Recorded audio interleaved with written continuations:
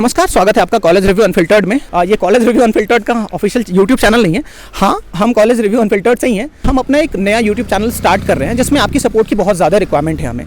Location अगर आप देखोगे ना तो हो सकता है कि आपको ये लगे कि ये बैकग्राउंड जो आप देख रहे हो अभी ये वीडियो वर्दी बैकग्राउंड नहीं है, बट इस लोकेशन का हम चारों की लाइफ में बहुत इंपॉर्टेंट रोल है और बहुत सिग्निफिकेंट रोल है। क्योंकि ये जो आप लोकेशन देख रहे हो ये है आपका केदारनाथ के लिए जब आप ट्रैक स्टार्ट करते हो तो यहाँ पे आपको अपनी गाड़ी पार्क करनी होती है। ये लोकेशन है सोनप्रयाग का जो पार्किंग स्टैंड। अब ये सिग्निफिकेंट क्यों है ये समझ लो। जब हमने अपना स्टार्टअप स्टार्ट किया था कॉलेज रिव्यू अनफिल्टर्ड तो यही वो जगह है जहाँ पे हम केदारनाथ से ट्रैक करके वापस आए थे और यहीं पे हमें अपने स्टार्टअप का नाम मिनिस्ट्री ऑफ कॉर्पोरेट अफेयर्स जो होता है वहां से अप्रूवल आना होता है और आज हम दोबारा से केदारनाथ से ट्रैक करके आए हैं। अब आते हैं मुद्दे पे, इस चैनल का नाम क्या होगा और इस पे कंटेंट कैसा मिलेगा ये मैं आपको बताने की कोशिश करता हूँ। तो देखो, इस चैनल का जो नाम हमने सोचा है ना, इस चैनल का नाम होगा द बिलीवर्स। अब इसके पीछे का थॉट प्रोसेस क्या है ये आप समझ लो जरा। देखो, हम जो चारों जुड़े हैं ना इस स्टार्टअप के साथ, हम चारों ने एक कॉमन प्रॉब्लम आइडेंटिफाई की, वो है इंडिया में जो एजुकेशन का सिनेरियो है वो डमाडोल है। इस बात में डिनाइल है नहीं। हम अपने प्राइमरी चैनल पे जो भी वीडियोस बनाते हैं उन सारी ही वीडियोस में एक एक करके डेटा के बेसिस पे हम आपको ये दिखाते हैं कि इंडिया के स्टूडेंट्स की एम्प्लॉयबिलिटी का हाल क्या है। अब बिलीव क्या है, ये नाम बिलीवर्स क्यों? तो अब हम सब ने ये कॉमन प्रॉब्लम आइडेंटिफाई की कि देखो प्रॉब्लम तो है और इंडिया में एजुकेशन सिस्टम को बिल्कुल 360 डिग्री ट्रांसफॉर्म करने की जरूरत है। इस प्रॉब्लम को सॉल्व करने के लिए हम चारों इसके साथ जुड़े और हमें पता है कि प्रॉब्लम बहुत बड़ी है। एक एक करके मैं आपको इंट्रोड्यूस कराऊंगा अपने जो आज के करंट टीम मेंबर्स है। तो इतना बड़ा प्रॉब्लम सॉल्व करने के लिए जो सबसे प्राइमरी चीज चाहिए थी ना वो होती है बिलीव कि हाँ मैं ये प्रॉब्लम सॉल्व कर सकता हूँ। इसके पीछे बड़े बड़े कॉर्पोरेट प्लेयर्स हैं, जैसे हमने अपनी पहले की वीडियोस में डिस्कस किया हुआ है। किस तरीके का एक पूरा नेक्सस बना हुआ है जिसमें कॉलेजेस हैं, एडमिशन कंसल्टेंसीज वाले हैं, बहुत सारे अलग अलग लोग हैं इसमें इन्वॉल्व। तो यहाँ पे स्टूडेंट्स को इन्फॉर्म डिसीजन लेना बहुत डिफिकल्ट होता है। इसमें डिटेल में डिस्कशन हमने अपने प्राइमरी चैनल पे किया हुआ है। हम चारों का कोई बैकग्राउंड नहीं है, ना तो हम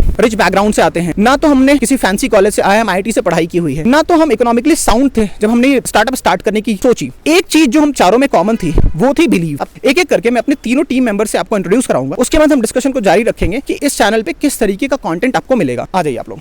तो जैसा कि मैंने आपको बताया था कि हम चारों का एक ही कॉमन बैकग्राउंड है, वो है बिलीव। ना तो हमारे पास किसी फैंसी कॉलेज की डिग्री है जिसके बेसिस पे हम कॉन्फिडेंट हो पाते हैं कि इस प्रॉब्लम को हम सॉल्व कर सकते हैं और प्रॉब्लम जिस जायंटिक लेवल का प्रॉब्लम है। दूसरा, ना तो हमारी बैकग्राउंड इतनी स्ट्रांग है कि हम लोग इतना बड़ा फाइनेंशियल रिस्क ले सकते हैं। मतलब हम चारों काम कर रहे थे। तो सबसे पहले एक एक करके मैं ये दिखा देता हूँ कि हमारा जो एजुकेशनल बैकग्राउंड है वो कहाँ से है और किस तरीके की कॉलेज से हमने पढ़ाई की हुई है। सुरेंद्र, आपने कहाँ से पढ़ाई की हुई? तो यार 12th तक मैंने सुरेंद्र की तबियत थोड़ी सी खराब है, ये मना कर रहा था वीडियो के लिए। मैं पहले बता देता हूँ क्योंकि आपको ये लग सकता है देखो इसकी एनर्जी वैसे बहुत तेज होती है। मैंने बहुत अब लड़ाई हो गई इस बात पे और हमारी लड़ाई होती रहती है। मतलब ये वीडियो का पार्ट होगा क्योंकि देखो यार 50 किलोमीटर ट्रैक करके वापस आना और जाना, इसको हाई फीवर है, बट स्टिल चूंकि ये वीडियो इंपॉर्टेंट है इसलिए। हाँ बताओ। तो यार सीनियर सेकेंडरी तक मैंने अपने गांव से पढ़ा है। गांव कहाँ है पहले ये बताओ? उत्तराखंड में एक छोटा सा कस्बा है अल्मोड़ा।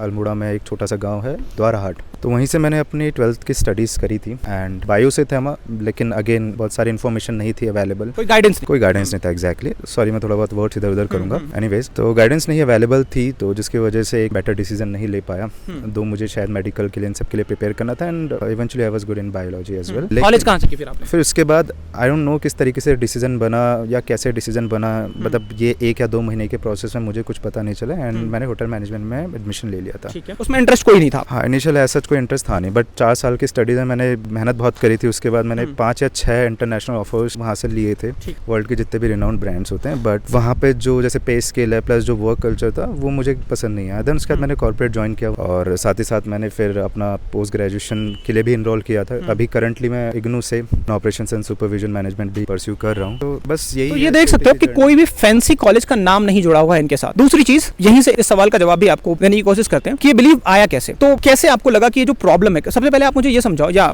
जो व्यूअर्स उनको ये समझाओ कि आपने इस प्रॉब्लम को सबसे पहले कब डिस्कवर किया था कि इस स्टार्टअप की नीड? तो यार I was in my senior secondary. उस टाइम पे भी ये प्रॉब्लम थी, लेकिन उस टाइम पे एग्जैक्टली ये प्रॉब्लम है या नहीं है इसके बारे में कुछ पता नहीं था क्योंकि कॉल्स तो उस टाइम पे भी आती थी या उस टाइम पे मिसगाइडेंस होती थी। लेकिन उसके बाद जब एक कॉर्पोरेट में हम लोगों ने लाइक ज्वाइन किया और सेम काउंसलिंग प्रोसेस को ज्वाइन किया बिकॉज ये लगा कि जो प्रॉब्लम शायद मेरे साथ हुई है वो अपकमिंग जो बच्चे उनके साथ ना हो। तो इनिशियल के कुछ दिनों में तो प्रोसेस समझने में लगा, लेकिन जब 15 या 20 दिन हो गए तो उसके बाद समझ में आ गया था कि नहीं एग्जैक्टली ये जो मैं सोच के आया था ये वो तो नहीं है। वैसे शायद उसको जो इन्फॉर्मेशन देनी चाहिए वो इन्फॉर्मेशन ना देते हुए जो इन्फॉर्मेशन बिल्कुल नहीं देनी चाहिए वो इन्फॉर्मेशन उसको। एक लाइन में बोलूं तो जहां हम गाइडेंस का नाम लेते थे वहां हम करते थे मिस गाइडेंस। बहुत लाइक फोर्स सेलिंग होती थी और मिस सेलिंग होती थी। शायद किसी प्रोडक्ट की मैं बात करूँ तो प्रोडक्ट अगर किसी ने खरीद लिया तो अगर वो ख़राब भी है तो वो नया प्रोडक्ट खरीद सकता है, बट इस वाले उसमें ये होता है कि यार उसने कहीं इनरोल करा लिया अपने आप को, अब वो चेंज नहीं हो सकता। तो उसके बाद मैंने वहाँ से रेजिग्नेशन दे दिया and then we started doing this what we are doing right now. ठीक है, तो देखो इसमें 2-3 चीजें आप क्रक्स में समझो। पहली बात तो ये कि जो हमारा प्रीवियस स्टार्टअप का नाम लेना सही नहीं है, वहां पे हमने इस प्रॉब्लम को आइडेंटिफाई किया, हमने अपने बैकग्राउंड से इसको रिलेट किया। ये 2 चीजें कॉमन है कि ये प्रॉब्लम हमने उस टाइम भी फेस की थी जब हम सीनियर सेकेंडरी में थे, बट क्लैरिटी नहीं थी कि एक्चुअली में प्रॉब्लम भी है। तो एक तो ये हमारा पर्सनल कनेक्ट भी था इस प्रॉब्लम को लेके, जो क्लियर हुआ जब हमने कॉर्पोरेट ज्वाइन किया। तो और कॉर्पोरेट चारों ने ज्वाइन इसलिए ही किया था ताकि इस प्रॉब्लम को सॉल्व कर पाए। अब इसके बाद बैकग्राउंड के बारे में थोड़ा सा बता दो। सो इकोनॉमिकल बैकग्राउंड की बात करूँ तो father, family background, economical background कहना सही नहीं होगा, फैमिली बैकग्राउंड क्या है? मतलब जो आपका क्वेश्चन है उसका आंसर यही है, फैमिली या इकोनॉमिकल बैकग्राउंड दोनों को अगर मैं सम अप करके बताऊं तो फादर पैरामिलिट्री में थे, कुछ टाइम पहले रिटायर हो चुके हैं एंड इसके अलावा और कुछ है नहीं, मतलब बिलो मिडिल क्लास कह सकते हैं या मिडिल क्लास फैमिली साथ में एग्जैक्टली। तो अब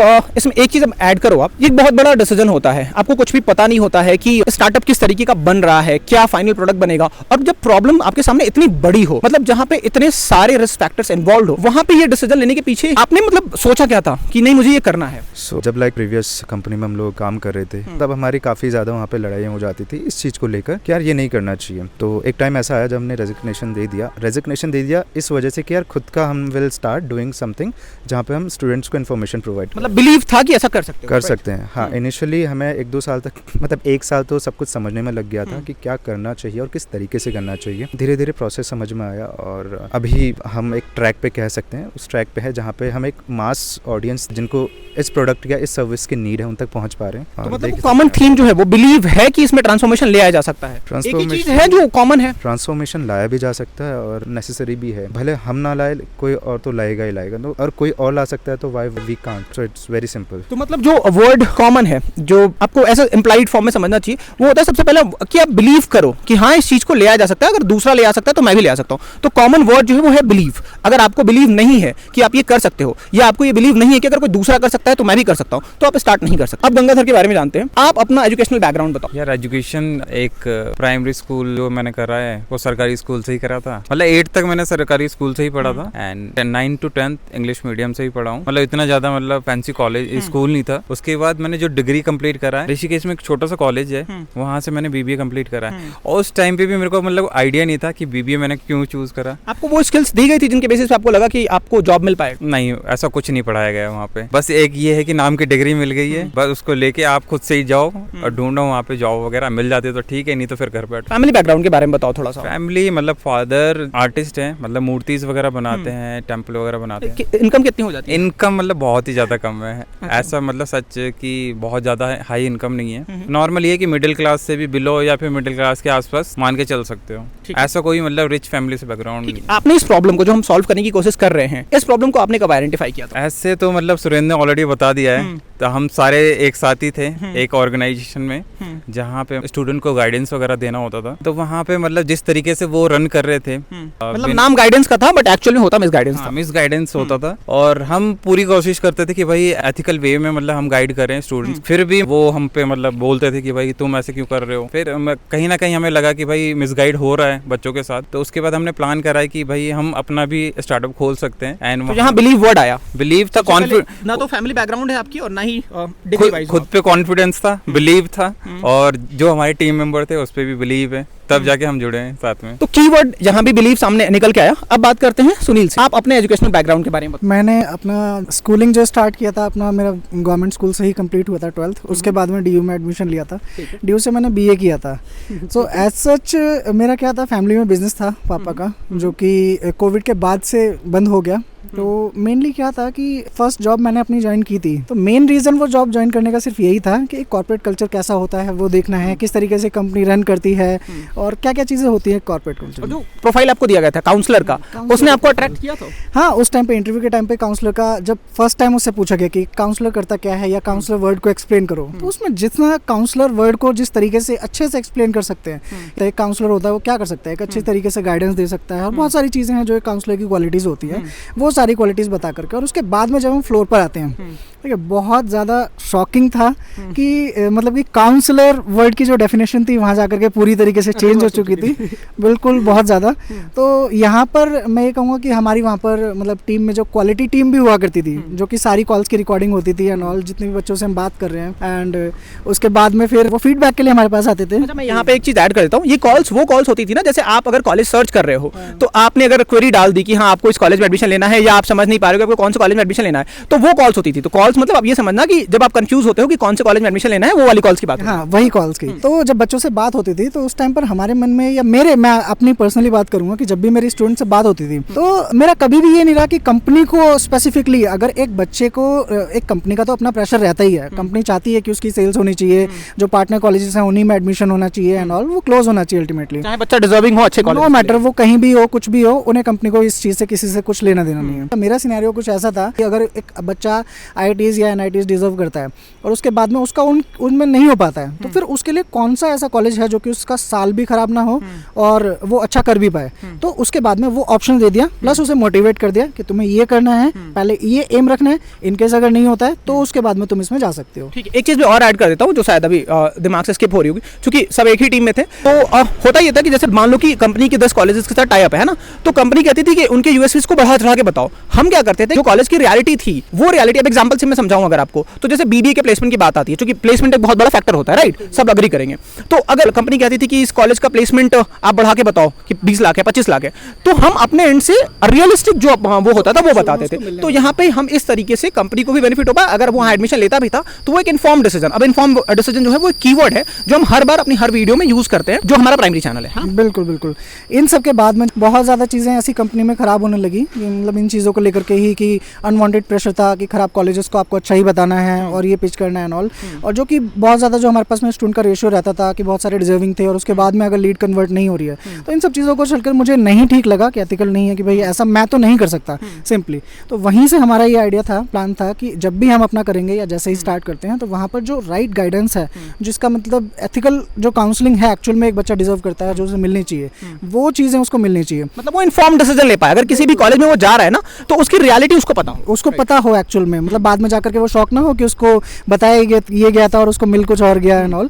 तो उसे पहले से पता होगा तो फिर वो अच्छा रहेगा ना, वो प्रिपेयर्ड रहेगा उसी हिसाब से। तो ये सब करने के बाद में फिर हमारा जब ये स्टार्ट हुआ तो फिर टीम कॉलेज रिव्यू बनी, जो कि हमारा मेन मोटो इसका यही था कि एक तो हम सबका जो थॉट प्रोसेस है वो ऑलमोस्ट जो है सबका मिलता है, सबका बिलीव, लड़ाइयाँ भी होती हैं, बहुत अच्छी बातें कर रहे हैं, वो अच्छा है। हाँ बिल्कुल बिल्कुल, बिलीव सबका सेम है, बिल्कुल सेम है कि हाँ जो चेंज लाना है, जो इम्पैक्ट लाना है, वो एक्चुअल में सारों सब मिल करके इंटेंशन, मतलब हम सबका एक है। तो वही चीज़ है जो हमें यहाँ तक लाई है और आगे हम होपफुली जितना बेटर अभी तक, जो अब तक लगता है जब से स्टार्ट किया था और अब जिस स्टेज पर हैं, काफ़ी सारे लोगों की या बच्चों की मैं कहूँगा कि हम लाइफ इम्पैक्ट कर चुके हैं, जो कि आज भी हैप्पी हैं। यूट्यूब पर आप कमेंट्स देख सकते हैं, या फिर बहुत सारे बच्चे आज भी कनेक्ट में हैं, इवन उनकी ग्रेजुएशन अब कंप्लीट होने वाली है लेकिन वो 2-2, 3-3 साल से वो कनेक्ट में हैं, आज भी कनेक्ट में रहते हैं। मतलब वो बताते हैं सारी चीज़ों, जो कि बहुत अच्छा लगता है ये सुन करके कि हाँ एक्चुअल में हमने कुछ किया है और आगे और भी अच्छा करेंगे। तो इसमें बिलीव वर्ड कहाँ से आता है ये समझने की कोशिश करते हैं। देखो, आपने कॉर्पोरेट में काम किया, इस इंडस्ट्री को आपने क्लोजली समझा, तो आपको दिख गया कि कितने बड़े बड़े प्लेयर्स इन्वॉल्व हैं यहाँ पे, पॉलिटिशियंस इन्वॉल्व हैं, बहुत सारे कॉर्पोरेट घराने इन्वॉल्व हैं,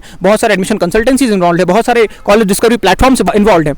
तो आपको ये यकीन कैसे हुआ, या ये बिलीव वर्ड जो हम बार बार मैं उस पर फोकस करा रहा हूँ, ये आपको बिलीव कब हुआ कि इस एक्चुअल में जो ट्रांसफॉर्मेशन हम इंडिया के एजुकेशन सिस्टम में ले आना चाहते हैं वो हम ला सकते हैं? अब इसके लिए अगर मैं कहूँगा, जैसे कंपनी थी, अब ऐसे तो वो कंपनी के भी मैं एम्प्लॉय भले ही उसी का हूँ, लेकिन उसके में भी अगेंस्ट था उस टाइम पर, क्योंकि गलत चीज़ मैं नहीं करूँगा, प्रमोट कैसे भी नहीं करूँगा। तो एक कंपनी के एम्प्लॉय होकर के अगर मैं उसके अगेंस्ट जा सकता हूँ, तो ये सारी चीज़ें जब मैं एक अपना प्लेटफॉर्म क्रिएट कर रहा हूँ, या हमारी एक पास में एक स्ट्रॉन्ग टीम है, वो अगर ये कर रहे हैं, तो फिर ये सारी चीज़ें तो मैटर करती ही नहीं है, कैसे भी नहीं। बिलीव वर्ड की, बिलीव वर्ड की, बिल्कुल। ठीक है, अब देखो आपको ये लग रहा होगा कि यार इससे एम्प्लॉयबिलिटी पे, जिस पे हमारा ज्यादा फोकस होता है, एम्प्लॉयबिलिटी कैसे रिलेटेड है? अगर एक बच्चे को मैं मिसगाइड करके कॉलेजेस को बता देता हूँ, वहाँ एडमिशन ले लेता है, तो उसमें एम्प्लॉयबिलिटी कहाँ से सीन में आ गई? समझ लो आप यहीं पे, वीडियो थोड़ी लंबी हो सकती है बट समझ लो, इंपॉर्टेंट है। देखो, इंडिया में एम्प्लॉयबिलिटी का क्राइसिस है, इसमें कोई डिनाई नहीं करेगा, राइट? लेकिन जब तक आप उस एम्प्लॉयबिलिटी के क्राइसिस को, अब हमारा कॉलेजेस को रिव्यू करने का पैरामीटर हमने डेवलप किया हुआ है, आप हमारे प्राइमरी चैनल पर जाकर देख सकते हो। तो अब दिक्कत कहाँ आती है? अगर आप सब स्टैंडर्ड कॉलेजेस को ही पुश करते रहोगे और उसको एडमिशन मिल रहे हैं अपने उसी स्टैंडर्ड, अपने उसी सब स्टैंडर्ड को जारी रखते हुए, तो वो क्वालिटी फैकल्टीज क्यों रखेगा, वो अपने करिकुलम में उस तरीके के चेंजेस क्यों लाएगा जिससे कि वो इंडस्ट्री रेलेवेंट करिकुलम पढ़ा सके। तो इससे ये डायरेक्टली रिलेटेड है। अगर आपको कॉलेज की एक्चुअल इन्फॉर्मेशन नहीं पता है, अगर आप डिमांड नहीं करते हो अच्छी फैकल्टीज की, अच्छे करिकुलम का और प्लेसमेंट की डिटेल्स का, तो उसको तो नीड ही नहीं है ना, उसका तो काम वैसे ही चल रहा है, तो वो तो वैसे ही चलाता रहेगा उसी ढर्रे पे, तो एम्प्लॉयबिलिटी बढ़ेगी कैसे इंडिया के स्टूडेंट्स की और क्वालिटी एजुकेशन मिलेगा कैसे। तो आप समझ रहे हो कोरिलेशन कि किस तरीके से misinformation is directly related to या directly proportional to employability crisis of India. ठीक है, तो मतलब जो मिस इन्फॉर्मेशन है या मिस सेलिंग है वो डायरेक्टली प्रोपोर्शनल है आपके एम्प्लॉयबिलिटी क्राइसिस पे। इतना तो आपको समझ में आ गया होगा, इतना तो हो गया ज्ञान। अब आते हैं मुद्दे की बात। बिलीव समझ में आ गया कि चारों का ही बैकग्राउंड, मेरा बैकग्राउंड मैं आपको थोड़ा सा बता देता हूं। और देखो यार, अगर मैं सच बताऊं तो मैंने ग्रेजुएशन जो है वो डिस्टेंस से ही किया। नीट की प्रिपेयर की आधे अधूरे मन से, कोई गाइडेंस नहीं, वहां छोड़ दिया। मास कॉम के लिए आईएमसी क्रैक किया, वहां भी गाइडेंस नहीं था, छोड़ दिया। लॉ में मन किया, वहां एडमिशन लिया, वो भी जैसे तैसे पढ़ाई कंप्लीट हुई। मतलब कुल मिला के ये था कि फैंसी कॉलेज का कोई भी टैग नहीं है। बैकग्राउंड की बात करूं तो बिलो एवरेज, पापा एक प्राइवेट जॉब करते हैं, बिलो एवरेज मिडिल क्लास जो होता है, राइट वर्ड मुझे नहीं याद आ रहा अभी, तो उस बैकग्राउंड से बिलोंग करता हूं। और रिस्पॉन्सिबिलिटीज बहुत है फैमिली की, और होती भी है ना। लोगों को लगता है कि आपने पढ़ लिख लिया, अब आपको कुछ अर्न करना स्टार्ट करना है। ट्रस्ट में 2 साल हो गए हैं, अर्निंग का सोर्स समझ में नहीं आता है किस तरीके से अर्न करना है। बट हाँ, एक चीज है, बिलीव कि हाँ ये जो प्रॉब्लम है ना, इसको सॉल्व कर लेंगे। और यही बिलीव है जो एक कॉमन थ्रेड है या एक कॉमन सूत्र है जो चारों को बांध के रख रहा है। अब आते हैं इस बात पे कि इस चैनल पे, एक तो चलो हमारा प्राइमरी चैनल हो गया, अब आते हैं इस बात पे कि इस चैनल पे आपको किस तरीके का कंटेंट देखने को मिलेगा। तो सबसे पहला जो चीज आपको देखने को मिलेगी वो है कि एक स्टार्टअप बनता कैसे है डिस्पाइट इतने चैलेंजेस के। एक चीज आप ये देखोगे इस पे। दूसरी चीज आप देखोगे, अब देखो केवल मतलब ऐसा नहीं है कि केवल चैलेंजेस ही होते हैं। जितना भी हमको टाइम मिलता है, जैसे हम लोग केदारनाथ आ गए है ना, तो जितना भी टाइम मिलता है हमें लेजर टाइम, उसमें कोशिश करते हैं। अब जैसे देखो एक चीज और है, क्लब्स वगैरह नहीं जाते हैं, अब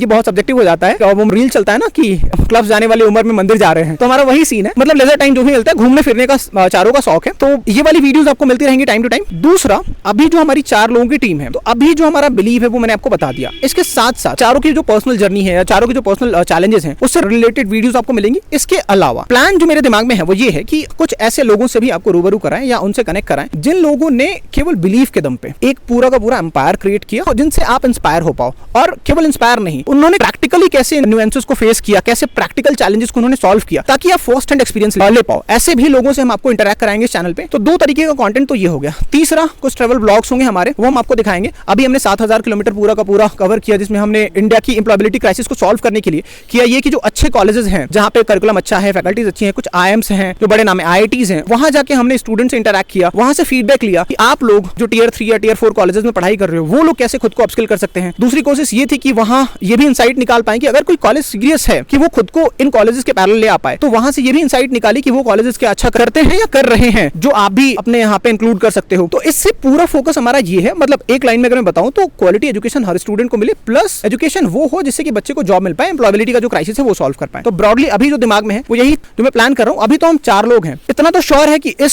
स्टार्टअप को स्केल करेंगे। इसके बाद भी जो लोग हमारे साथ जुड़ेंगे उनकी भी पर्सनल जर्नी को हम इंक्लूड करेंगे और उन्होंने क्या इंपैक्ट क्रिएट किया वो भी हम आपके साथ शेयर करेंगे, राइट। क्योंकि ये रैंडम वीडियो है, मतलब हमने ट्रैक करके नीचे आए लिटरली। अब इसके बाद जो वीडियो सीरीज स्टार्ट होगी वो सीरीज स्टार्ट होगी आपको केदारनाथ वाला। हाँ ठीक है, मतलब हम लोग अभी केदारनाथ से नीचे ट्रैक करके आ रहे थे और पूरे रास्ते मेरे दिमाग में यही चल रहा था कि नाम क्या रखना है, जो नया चैनल हम क्रिएट कर रहे हैं उस पर, ताकि आपकी लाइफ में इंपैक्ट आ पाए। और आप बिलीव करो, जरूरी नहीं है कि आपको स्टार्ट ही करना है, आप सबसे पहले खुद पे बिलीव करो कि आप कुछ इंपैक्ट क्रिएट कर सकते हो। बस यही है कि इससे आप खुद पे बिलीव करना स्टार्ट करो और कुछ एक्शनेबल इनसाइट्स आपको मिल पाए। कोशिश हमारी बस इतनी सी है, बहुत ईमानदार कोशिश होगी। मुझे पता है कि वीडियो लंबी हो गई है, बट इंपॉर्टेंट वीडियो थी, इस वजह से भी शूट किया। सबके चेहरे उतरे हुए दिख रहे हैं और देख रहे होगे आप, पार्किंग है ये पूरा का पूरा, देख सकते हो आप एक बार दोबारा, सोनप्रयाग की पार्किंग है। और सबको लिटरली मैंने फोर्स किया इस वीडियो में आने के लिए, क्योंकि समझ रहे हो ना, 25-50 किलोमीटर का ट्रैक करके आना बहुत डिफिकल्ट।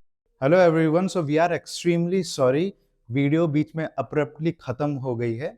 उसका सबसे बड़ा रीजन ये था कि पूरे दिन हम लोग ट्रैकिंग से, केदारनाथ की ट्रैकिंग आप लोग को पता है 7-8 घंटा जनरली लग जाता है, वहाँ से वापस आ रहे थे। रात में हम अराउंड काफ़ी देर में पहुँचे नीचे और सब बहुत थक गए थे। मेरी पर्सनली तबीयत खराब हो गई थी और फ़ोन जो थे उसमें बिल्कुल भी चार्ज नहीं था, तो अब्रप्टली वो बीच में ख़त्म हो गया था। लेकिन one thing which we definitely can assure you कि अब कंटिन्यूसली हम लोग अपने व्लॉग शूट्स डालेंगे, जहाँ पे हम लोग स्टार्टअप में कर रहे हैं, क्या क्या चैलेंजेस हम लोग डेली बेसिस पे फेस करते हैं, कैसे हम लोग चैलेंजेस से आउटकम करते हैं, तो ये सारी चीज़ें हम कवर करेंगे। Stay connected, stay tune, thank you so much.